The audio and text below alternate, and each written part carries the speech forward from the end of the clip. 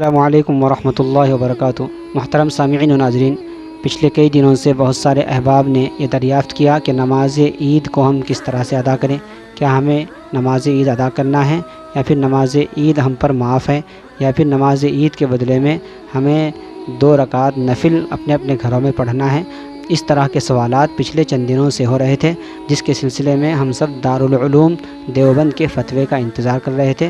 الحمدللہ اس وقت میں وہ فتویٰ آ چکا ہے، جس میں دارالعلوم دیوبند نے ساری امت کی رہنمائی کرتے ہوئے رہنمایاں ہدایات جاری کی ہے، جس کو میں ابھی آپ کے سامنے پیش کروں گا۔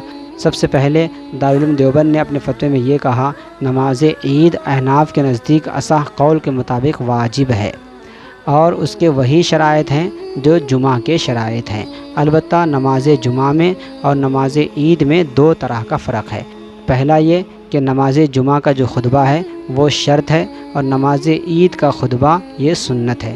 اور دوسرا فرق یہ ہے کہ نماز جمعہ میں خطبہ پہلے دیا جاتا ہے اور نماز عید میں خطبہ بعد میں دیا جاتا ہے۔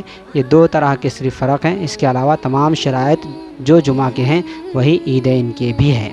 دوسری بات دارالعلوم دیوبند نے یہ فرمائی کہ اگر یہ لاک ڈاؤن کا سلسلہ عید الفطر کے دن تک ایسے ہی جاری رہتا ہے اور حکومت کی طرف سے نماز عید ادا کرنے کے لیے مساجد میں اجازت نہیں ملتی ہے، تو پھر ہمیں اپنے اپنے گھروں کے اندر اسی طرح سے نماز عید کو ادا کرنا ہے، جس طرح سے پچھلے 2 مہینوں سے ہم اپنے اپنے گھروں میں نماز جمعہ ادا کر رہے ہیں۔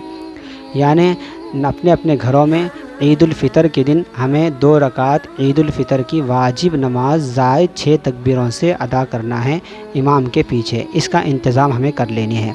البتہ اگر کسی کے پاس یہ شکل نہیں بنتی ہے نماز عید کو ادا کرنے کی، تو انہیں پریشان ہونے کی ضرورت نہیں ہے۔ ان کے تعلق سے بھی دارالعلوم دیوبند نے یہ واضح کر دیا کہ ان پر سے عید کی نماز معاف ہو جائے گی۔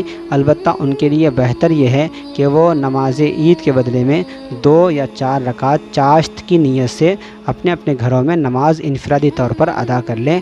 ان پر سے نماز عید ساقط ہے، اس کا کوئی گناہ ان پر نہیں ہوگا۔ اب نماز عید کو کس طرح سے ادا کرنا ہے اور اس کا طریقہ کیا ہے، انشاءاللہ اس پر عنقریب ایک ویڈیو اپلوڈ کی جائے گی۔ السلام علیکم ورحمۃ اللہ وبرکاتہ۔